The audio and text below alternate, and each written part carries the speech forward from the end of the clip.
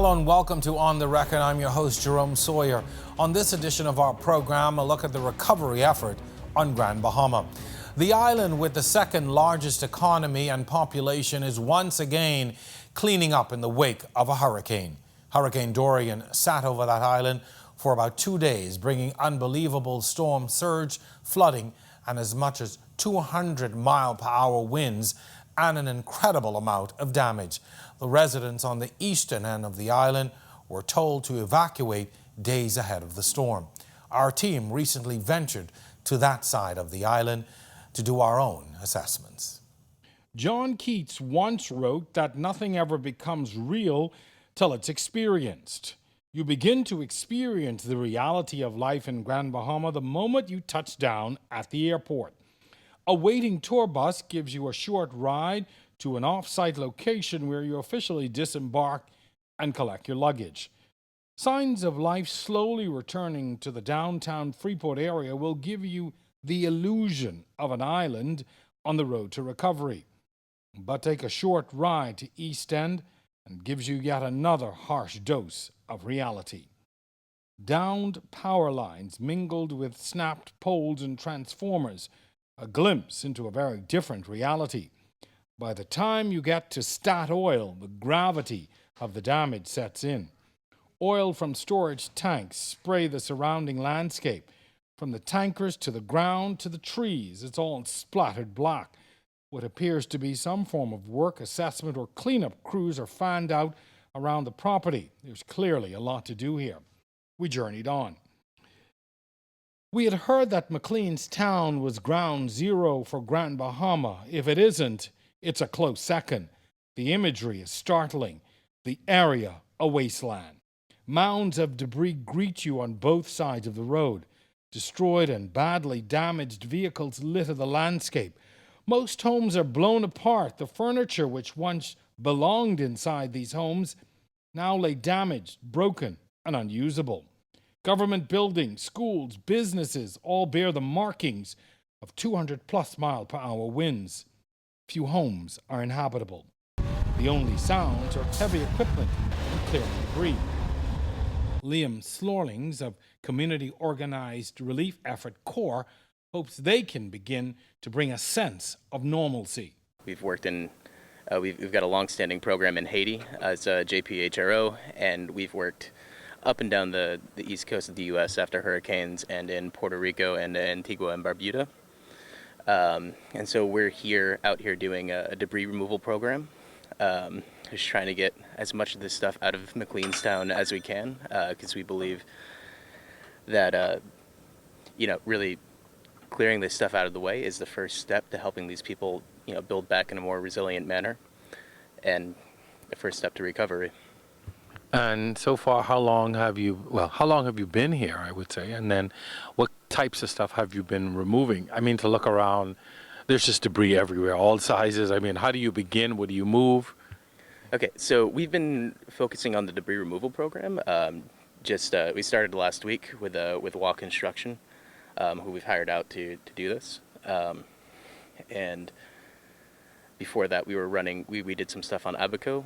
We had a mobile search and rescue team that kind of transitioned into a mobile clinic stuff. We worked in some of the communities there that were affected, just providing whatever aid we could, and then we're here. And as to what stuff we're removing, it's all the stuff off the side of the road, all the stuff people are hauling out, and just as much as we can, with the permission of the property owners and with everything else that we can get out of here, because this stuff is in people's way. They need it moved so they can get back and start building their lives again. Is there anything that is different or unique to this disaster versus what you've seen or had to deal with elsewhere? I mean, the scope. I've seen damage like this elsewhere, but mostly in places where, the building codes were not as good. I mean, and this was a Category 5 storm that just sat on this area, and you can see the results. Mm-hmm. So generally, these homes would have been within the building codes, eh? It would appear. I'm not an expert. I can't say for sure how these would have fared under a weaker storm or a storm that moved on faster. But I know that the damage that was wrought is impressive for the quality of construction around here. As you remove the debris from here, where does it go? So right now we're staging it just outside of town. You probably passed it on the way in, and from there it can get moved to wherever the government wants it to be moved. But the idea is just getting it out of the way immediately, and then its final resting place can be determined at a later point. Sure, and you are working with government agencies to do this? Yes, NEMA knows that we're out here, and they know that we're doing this. We've been in contact with them, for sure. Just to our left, we see some activity. Henry Carey arrives to his daily reality, a home almost to the point of complete destruction, his possessions few. What was it like in this area during the storm?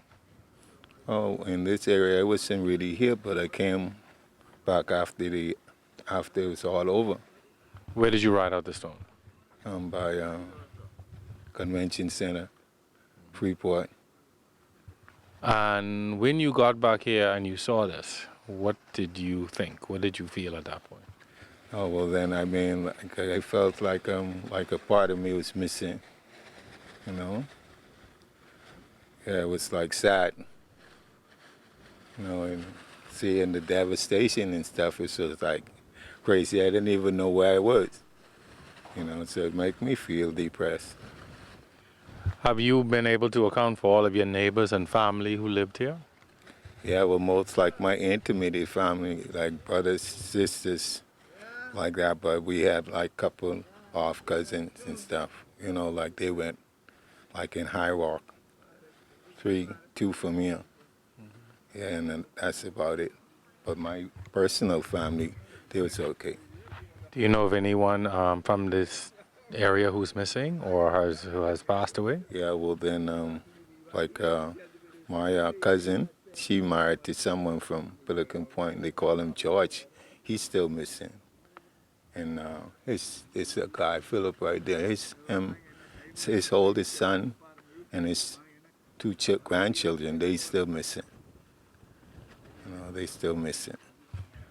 What are you going to do now? What are you going to do now? You stand here looking around at all of this. What's your next step? I ain't thinking about it. What's my next step? I really don't know. Not at this point. I really don't know. Would you rebuild and move back here? Yeah, yes, I would. Yep. Why? Huh? Why? Because I love it. Yeah, I'll come back. I'll come back. What about your neighbors? You think other people will come back? Yeah, I think some folks will come back. You look around and there's so much to do. What would you say is most needed right now? What is most needed right now? You mean like far as Relief. What kind of relief is most needed now?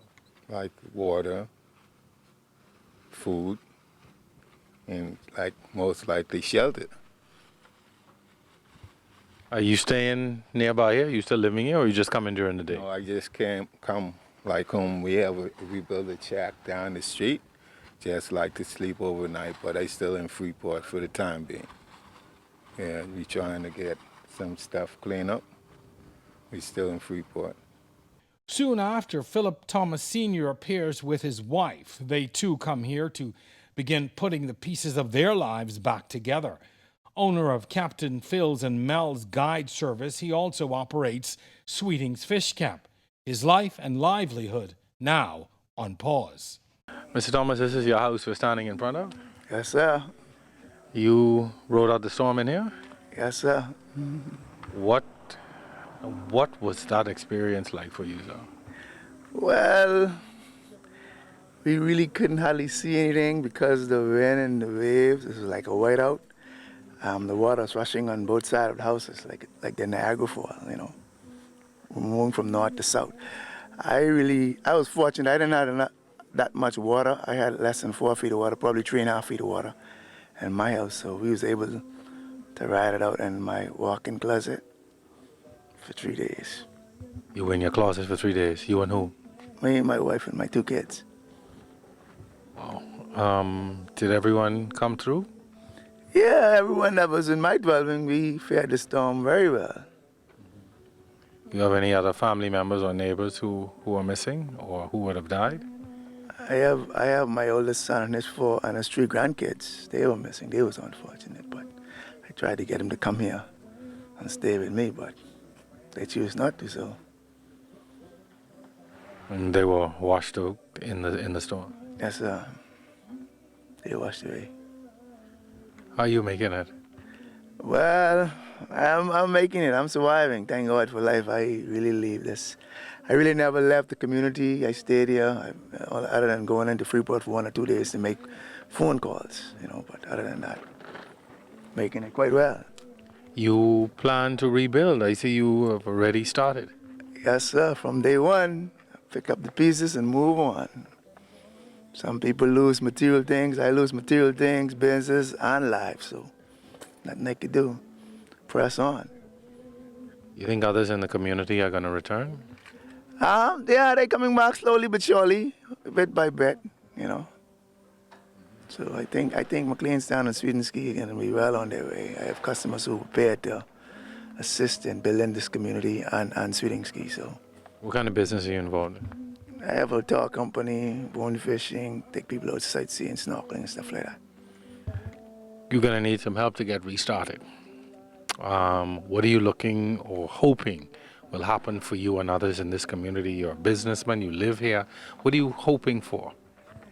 Well, I think I'm well on my way. A lot of my clients have already put stuff together. Basically, I plan to reinforce the house.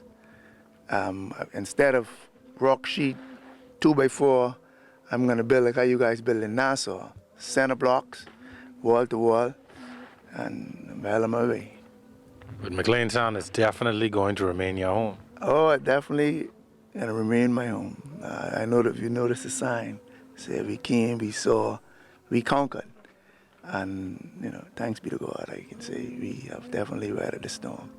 I spoke with my granduncle, and he said this was worse than the tidal wave. He said this in late 80s, early 90s. And he said this was worse than the tidal wave. I think it's in 1929 or 35. Storm, whichever one it was. But I went to the shelter and visited him, and he said this was definitely worse than the tidal wave. So, I just can say, just got to move on. All right, so thank you, and we're sorry for your loss. Yeah, no problem. Okay. I'm sure I will overcome it. It won't be easy, but this is my 9/11.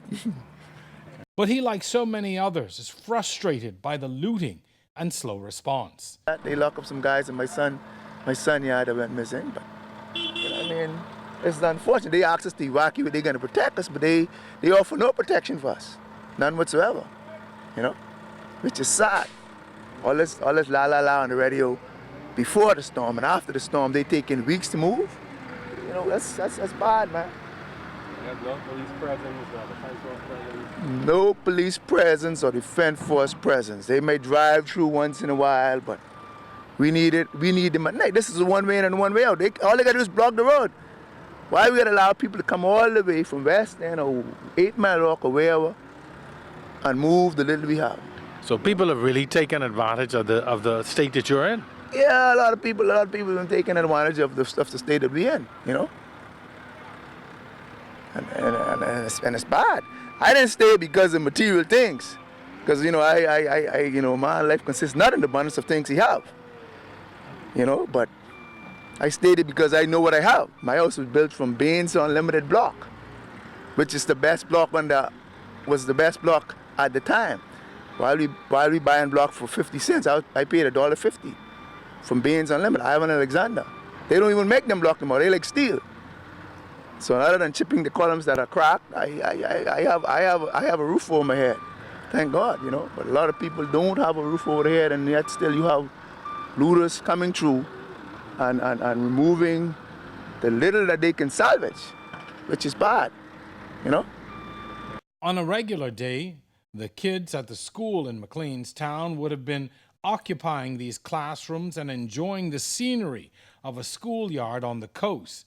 But now a team of former military service men and women are all that are seen here. They are with an NGO known as Team Rubicon. Well, this group here is what we call the second wave. Our first wave got here 2 weeks ago, started taking down work orders and trying to establish a beachhead, if you will, for our next groups that are coming in. This is the second wave, and now we're starting to act on those requests for help. So what we're trying to do is establish and bring back those important entities of a community back in service. So your church, not your churches yet, but community schools, for example. We've been doing a lot of work with the high schools and primary schools across the island. And that's important for people to see that normalcy starting to come back, and their kids don't have to go all the way into Freeport to go to school, even though those schools were hit as well. But it's just a symbol that things are slowly returning back to order when the schools and some of those other functions come together. When you come into a disaster zone like this, and there is so much, I mean, where do you begin? How do you start? And, you know, also talk about the folks who are working here as well. What keeps them motivated? Well, what keeps them motivated, I'll start with that question first. The motivation is just that need to help. You know, we have our disasters in the United States, and, you know, we're such a blessed country to have so much resources to help out. And, you know, you're our neighbors. You know, we're separated by a small amount of water, and it's this group of people, Team Rubicon and the other groups that have come here, yeah, we're human. We have hearts. We have families who have gone through things before, and we just can't sit by and watch this. As you know or may not know, we're primarily a veterans organization. So many of these people here have fought in a war, and now we've taken our swords and we're changing them and turning them into plowshares. So we're trying to serve our human community, mankind, and just trying to make it a better place, one brick at a time. You show up, and like we were just talking about, you see something, you start right there, and you expand out. And really, what's you know, what are you hoping to achieve at the end of the day, particularly with this school? I see you pulling out a lot of debris, but what's the goal at the end of the day? At the end of the day, we want to make it as easy as possible for the next level of people who are going to come in and complete the program, complete the school. So we're, you know, just trying to clean it out so somebody can come in and just really easily put up the drywall, get the school back in operation. Those are the things that we don't do, but there's follow-on entities that do that. So a lot that holds up the rebuilding is this part. So if we can come in here and just, you know, sweat equity, get this stuff going, it makes it that much easier for the oncoming rebuild to happen. Mm-hmm. And when you look at this disaster, is this atypical of the areas that you go into or the things that you see, or is there something a little different about this one? There's something different about all of them. I think the enormity of this, just the grand scale of how much, as far as you can see, you know, I've been to tornado responses and other hurricanes as well. And this looks like a tornado hit it, but a tornado that hit everything, not just a couple of blocks, not just a part of a town. This is, the size of this is just impressive. And now we've all said that. We sat down and we look around and we just go, holy smokes, this was a big one. And then talking to the citizens, you guys live in this, you guys see hurricanes, and everybody I've talked to said this was the worst that they have been through because of the way that hurricane just sat and didn't move on. It just stayed on top of them, stayed and stayed. So I think that's the impressive thing about this. Mike, thank you very much, and thank you. We really appreciate, you know, the work that you and your folks are doing here on behalf of the Bain people. Sure. We want to just thank the people of the Bahamas for just welcoming us into their homes, and I know we're here to help, but they've been so gracious to us. The people at the rugby club where we're living out in their field, and just everywhere, everybody is just such great people, and it's truly a privilege, an honor and privilege to be here and do our little part. When we come back, our journey continues into the settlement known as High Rock. The amount of people I see come and say that they were so impressed about Pelican Point, they willing to help the people here in Pelican Point. So they've been coming here for years. I never see one of them yet. That was so amazing to me.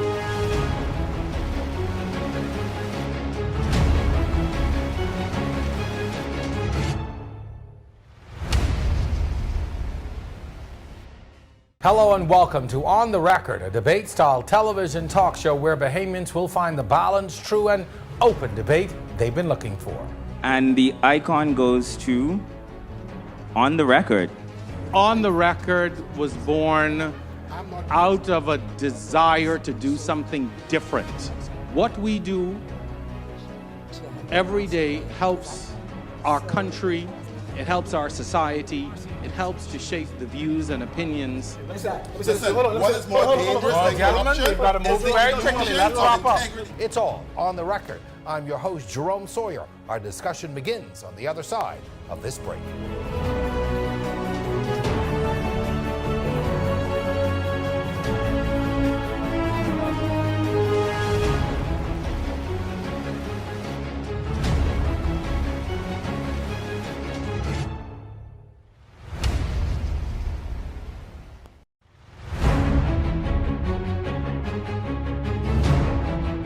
Welcome back to On the Record. This segment is brought to you by Generali Worldwide. On this edition, we continue our focus on Grand Bahama. Earlier this week, we spent some time on that island taking a look at the damage left by monster storm Dorian. Areas like High Rock have been all but wiped out. As you get out of McLean's Town, the next settlement that jolts you into reality is Pelican Point, a virtual ghost town. It's a small community left in a wrecked state. Every home, the church, vacation rentals, resort villas, all uninhabitable. Alice Lang has lived here for 64 years. Mr. Lang, this is your community, correct? This is where you live? Yes, sir. Did you stay here during the storm? No, sir. Okay. Where did you ride out the storm? In Freeport. Okay. Now, when you came back and you saw what had happened, what went through your mind at that point? Wow. We finished. But I still say no. Because my forward parents, they start from scratch, bring it to what it was. I feel like it could come back again. What was this community like before the storm? Oh, it was more a peaceful, quiet community, loving people. Far different from the rest of the settlements. And you will find as you go that even foreign people will show you that Pelican Point was a loving place. We could sit right here and we have friends from all over coming and passing us donations. Did anyone stay in this community during the storm? No, nobody did. Now, my brother did, but what happened, the house collapsed, same time the helicopter was passing. The house roof went off. He was in danger. He got out after he heard and started waving.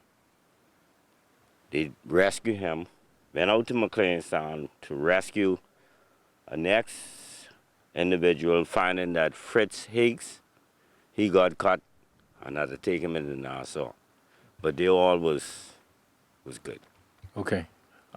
Looking around now, there's probably no building in this community that hasn't been touched. All of them. Every last one of them. Whether not down, the inside is all torn up. So whatever it is we need, plenty to bring it back. Now we get man force. And plus we get help. So matters a month, months, we should be like up and looking good. You said you had some help. Where's the help coming from? Our help coming from America, about maybe Red Cross and them. They all trying to assist us. Okay. Some people I even don't know. They trying to help us because they telling me. Now, I'm one of the older settlers right now, like say, from the 50s. I was one of the older ones. The amount of people I see come and say that they were so impressed about Pelican Point, they willing to help the people here in Pelican Point. See, they've been coming here for years. I never see one of them yet. That was so amazing to me. A lady came out here. She's saying that she is from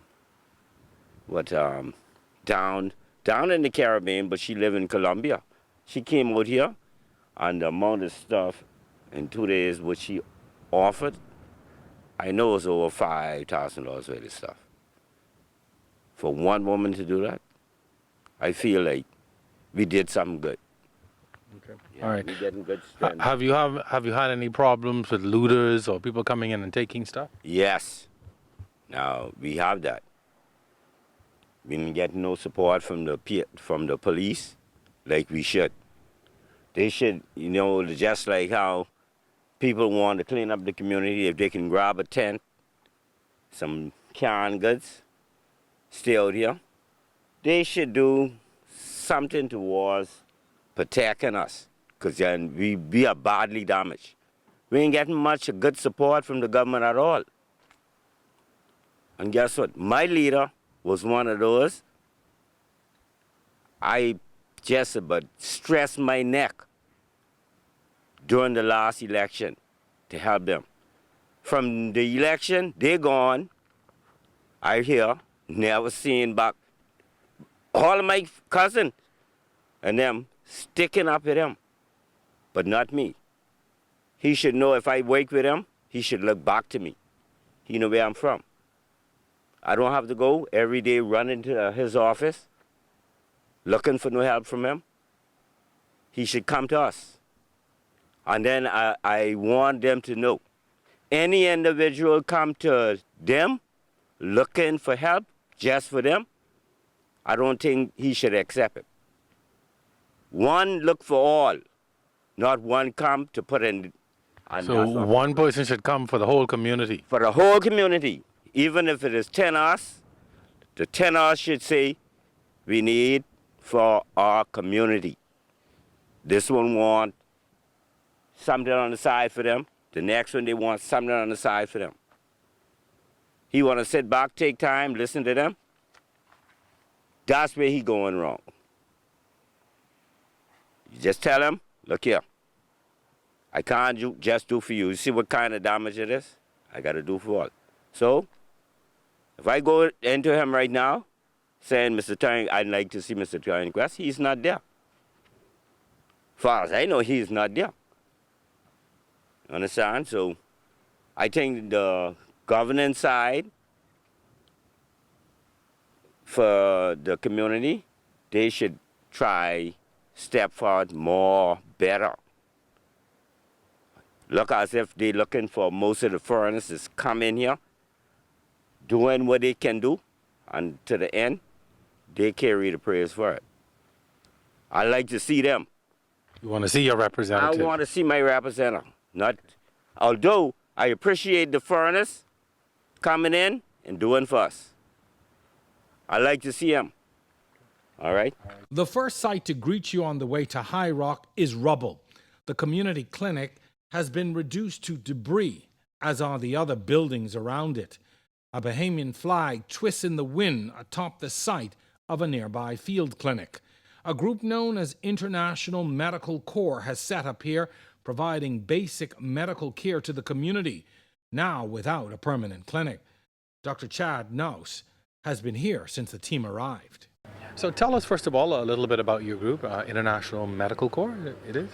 Yeah, so International Medical Corps is an NGO, non-governmental organization based out of the United States. It's been around for 30 plus years.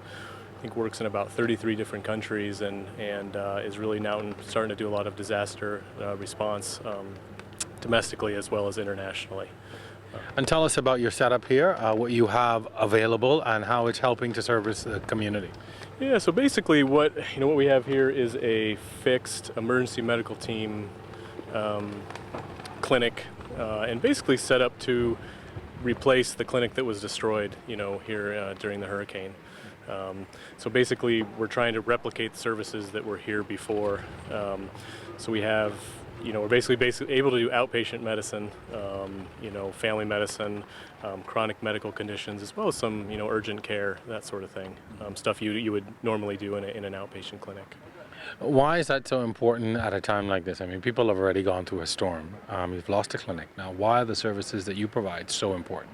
So, I think the important thing to really remember and to focus on is that this is sort of a joint collaboration, with the Ministry of Health. And so they requested that we come in and cover the east end of the island, trying to help bring back and augment the services that already exist, that were destroyed, and then trying to help bring that back in, sort of at their lead, trying to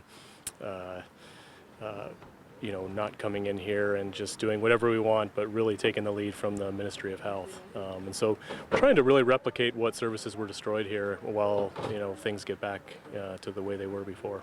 I understand that you have some of the nurses that were in the clinic as well working along with you here? Correct. So exactly. So every day we have some volunteer physicians and nurses, from around the world, mostly the United States, but we also have usually a Bahamian physician, normally from Freeport, but also today actually we have an administrator and a nurse that previously worked in the clinic, that was destroyed right across the road.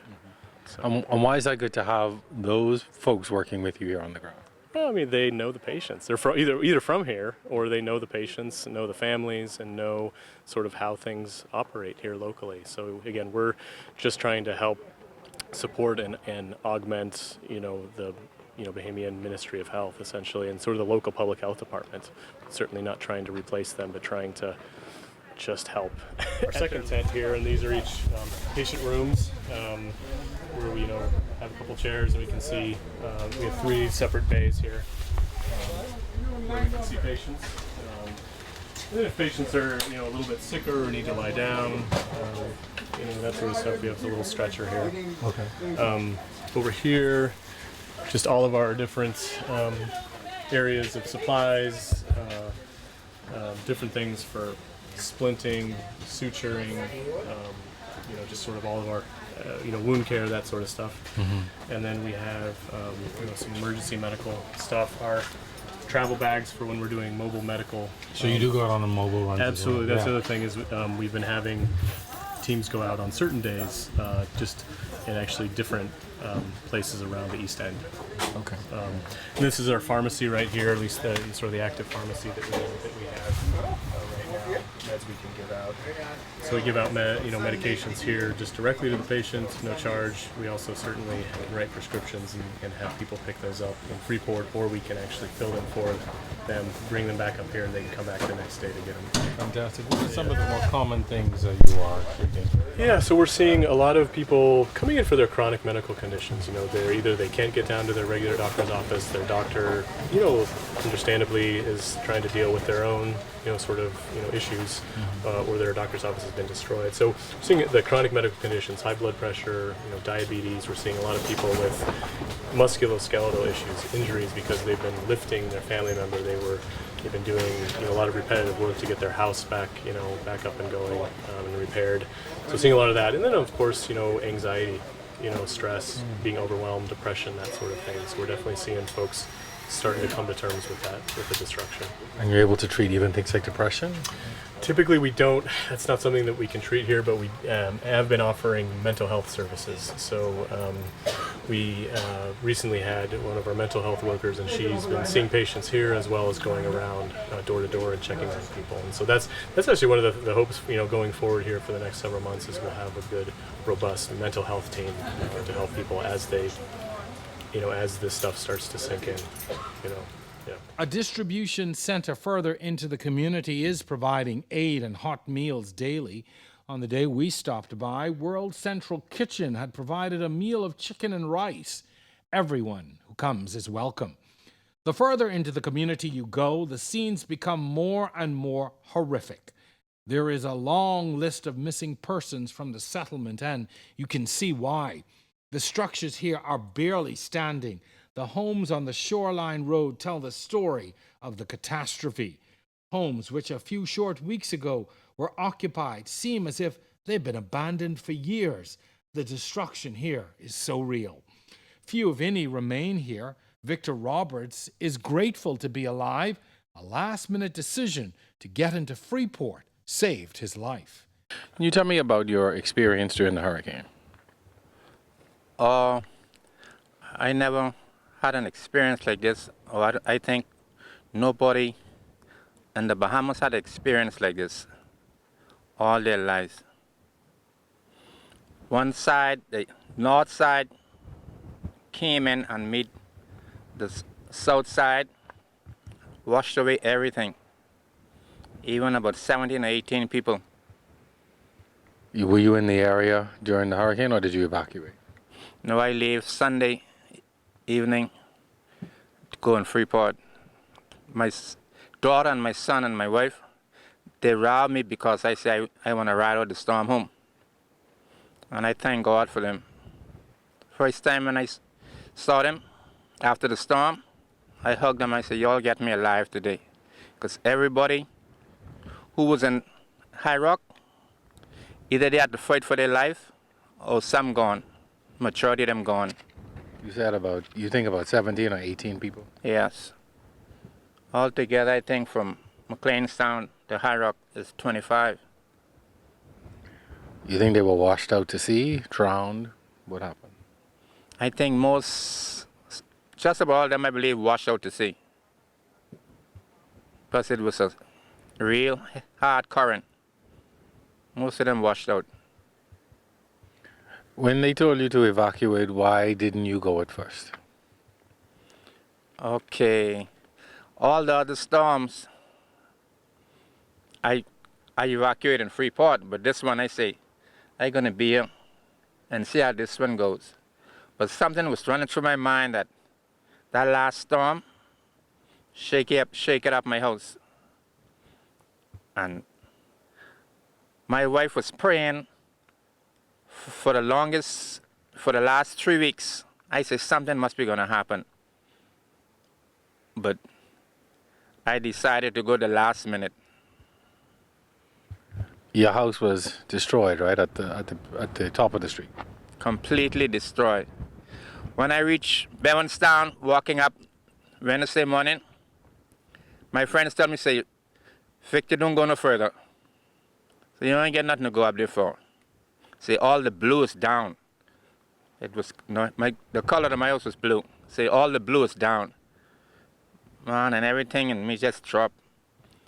I started walking fast to reach up home to see what happened after they told me that. When I told my friends, them that and my sisters, they laughed. Yeah, that was devastating. So I see you riding this bicycle. You're still in the community. What are you gonna do now? We're gonna try and make this community better than how it was. We're gonna do it. Because this community was full of bush. We're gonna see what we could do now. I think this is for the better. You're gonna rebuild? Yes. Almost every house, particularly on this street, it looks like it needs to be torn down. I can't see any of these really at this point even being repaired. You're right about that. It's in really a bad shape. And from High Rock to McLeanstown, it's just like this. I see even the lighthouse there was damaged, eh? Yeah, that left standing at least. The top of it at least. Yeah. The top gone.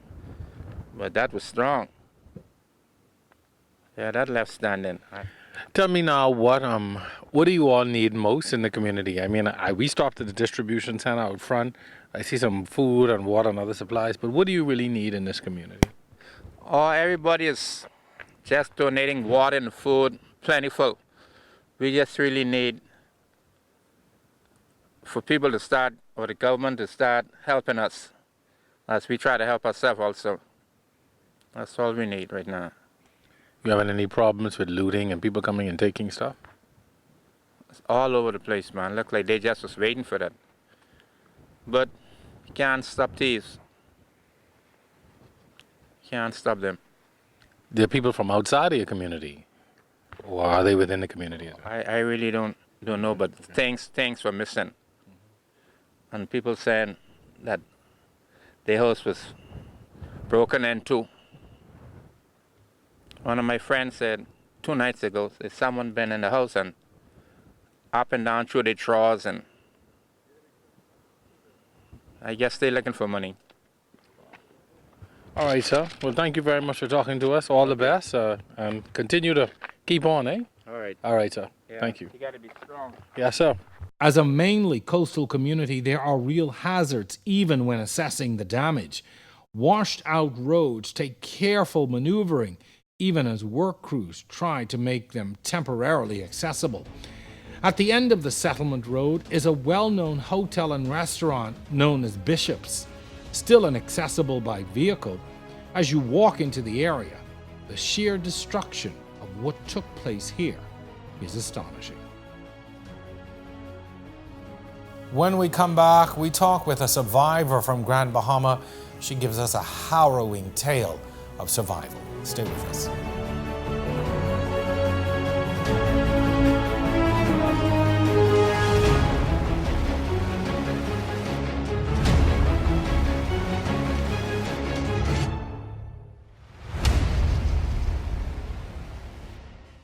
Matt, where in the world is Matt Lauer? Where in the world is Ellison Greenslade? And so this is about the low value of cotton in Atlanta. So we can talk about More on the record tonight, the government's purchase of the Grand Bahama is a hot subject in the news. We're going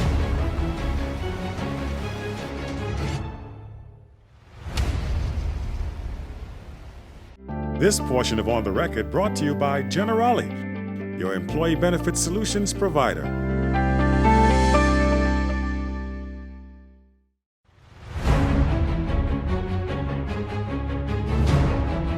And welcome back. There are so many stories of survival amidst this tragedy. One of those individuals is Niesha Jennings. She's a Grand Bahama resident who joins me in studio. Niesha, you're 17 years old, a recent graduate or a graduate of Tabernacle in Grand Bahama. First of all, welcome to the show. Thank you for coming. I know this is difficult to talk about, but I think it's important because we want to get a different perspective. You're 17, right? Yes, sir. What was it like for you in the storm? I know your dad lives in East End, right? Yes, sir. Tell us where you rode out the storm and just sort of take us through what those days were like for you. We rode out the storm in Grand Bahama Highway. It's a part of Pine Ridge, and it was terrifying. Well, to see the water rush inside the house so quickly, and what we had to go through those couple of days was just terrifying, thinking you were about to die. Yeah. So the water started, did it rush in all at once or it just started rising bit by bit? Well, at first when we woke up, it was like it was filling up the porch. Mm-hmm. And by the this time... was what, Sunday? This was like Monday morning, okay. Mm-hmm. And by the time we took up clothes and stuff to try and get out, the water was already inside the house. Wow. So yeah. So you couldn't leave? We couldn't leave. So what did you decide to do then? We tried to get out in my father's trailer head because he drives trailers, and it stalled out, so we couldn't get out. So we just decided to pack up some stuff because we thought, like, we just thought for the worst, but we was, I don't know, like, it was just terrifying. Like, the moment we wasn't expecting it, and... So you packed up some stuff? Yeah. You couldn't leave? Our important stuff, we couldn't leave. And so what did you do with that? We packed the important stuff and put in the roof in case something should happen, and we waited a little bit because we didn't think the water was going to come up that high.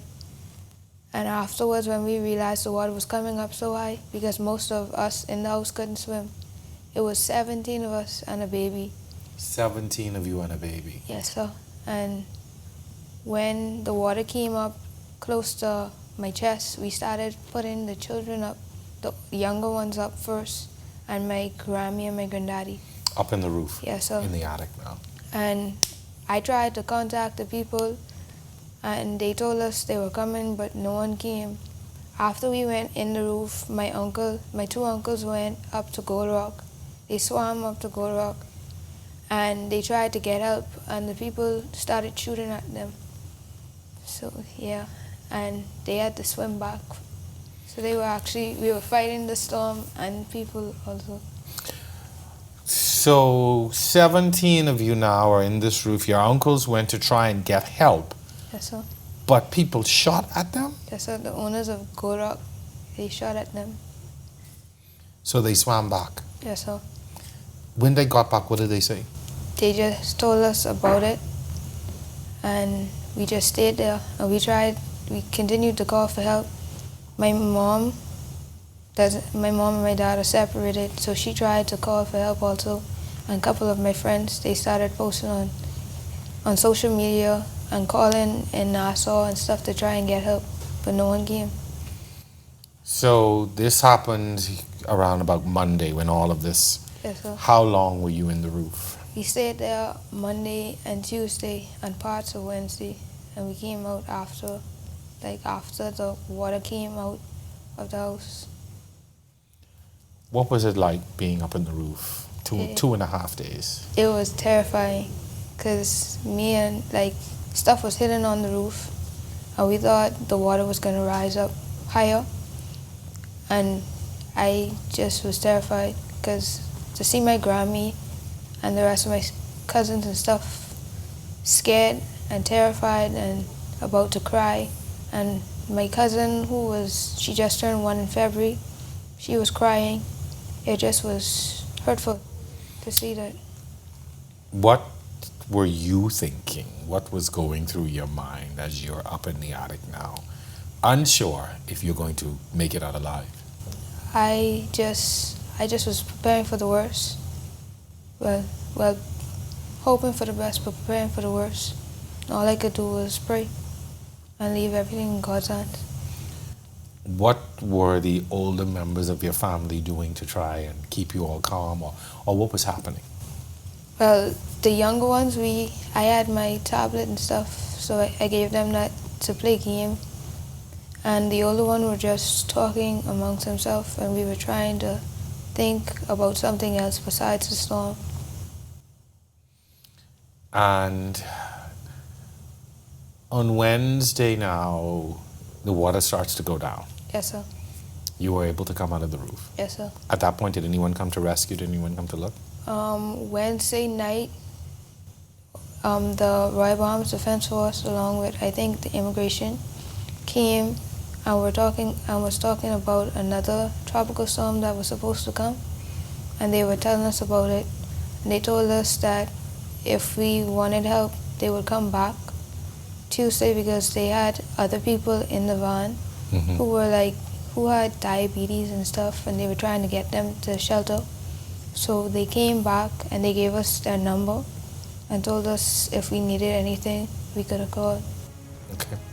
We're going to take a quick break. When we come back, we're going to talk to you about your story, and talk about what life has been like even after the storm. So stay with us. Our final segment is coming up right after this break.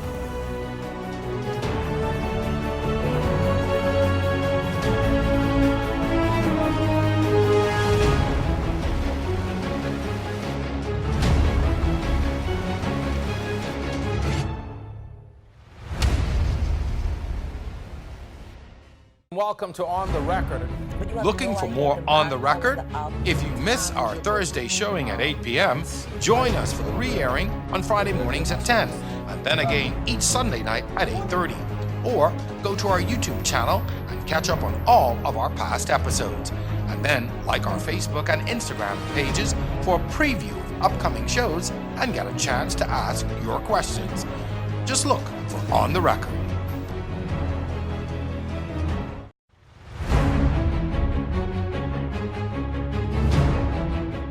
Welcome back to our final segment. My guest for this portion of the show is Niesha Jennings. She is a 17-year-old resident of Grand Bahama.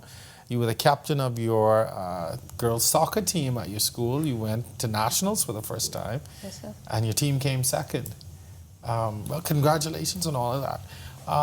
You, like so many people, would have come through such a terrifying experience, thinking that you were going to lose your life, thinking that other family members may have died. Everyone survived, right? Yes, sir. I'm happy to hear that.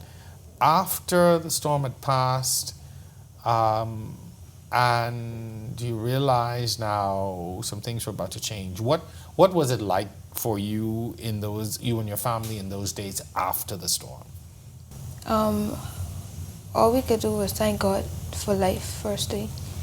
And it was just hurtful to see a place where I grew up just disappear so quickly, like everything just disappeared. But we just thank God for life, like I said, and continued and just started to pick up the pieces where Dorian left off. You lost everything in the storm? Everything. but the house is still there, but everything is gone. All of your possessions, your clothes, everything. Everything. How did you get to Nassau eventually? They had the free flights going to Nassau, and me, my auntie, and my cousin came over. You're staying with family here. Yes, sir. What's next for you?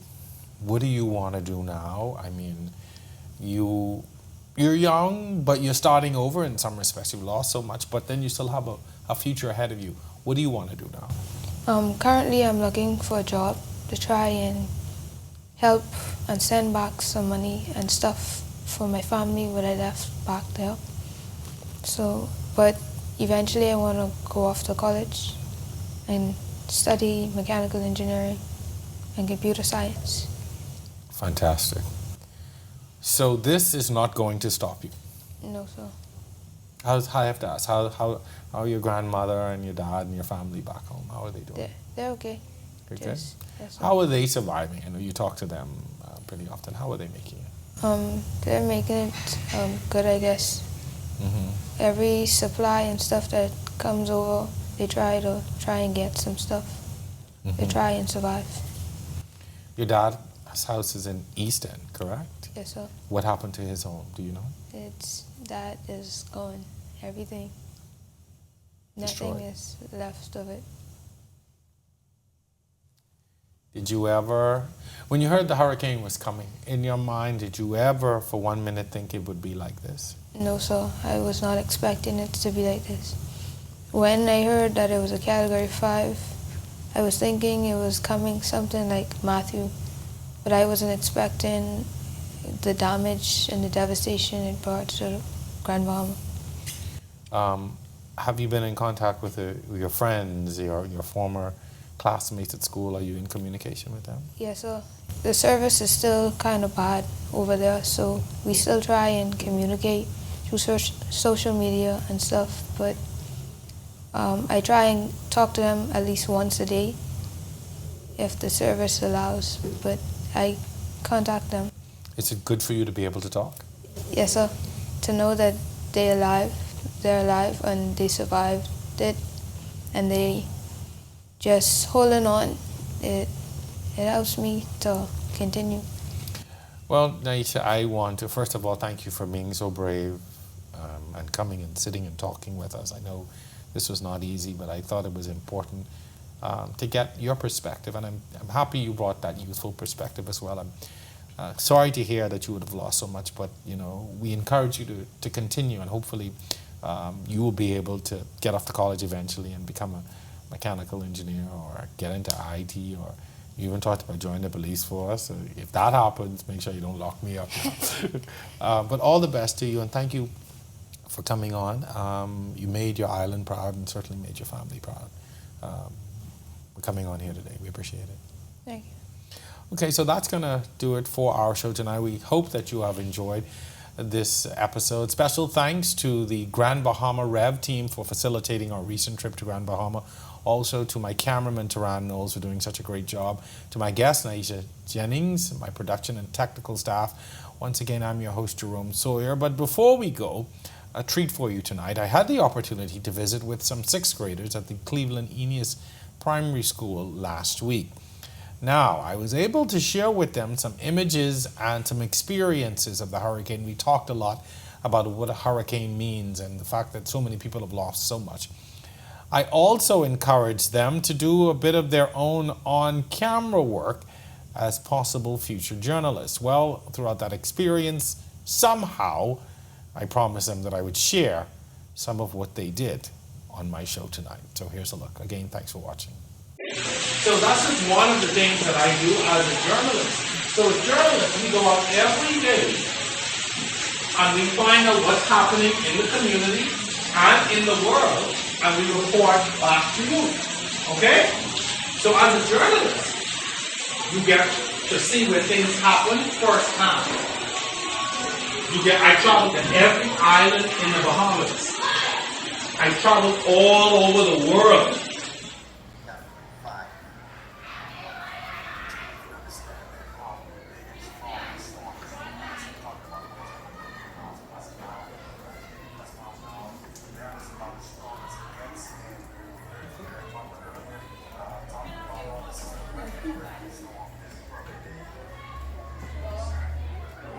I'm Candice Brown and I'm grade 6, Marie.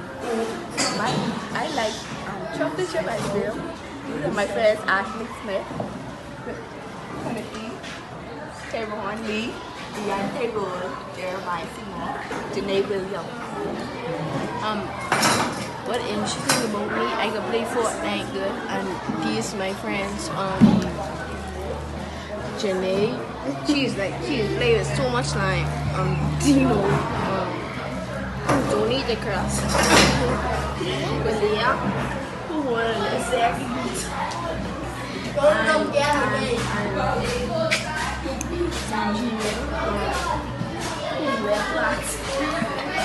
All right, everybody wave.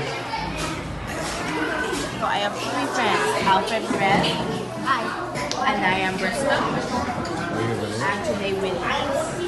Okay, man. And who's this? That's my best friend, David. these are my friends at the table, Anaya,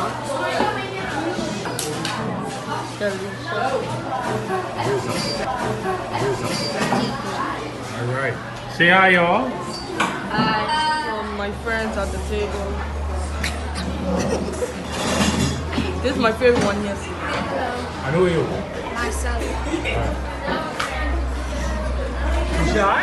Sincere. What happened? You shy too? How about you? Who are you? Tell me who you are. What happened? All of a sudden you shy? Everyone at this table, say hi. Turn on.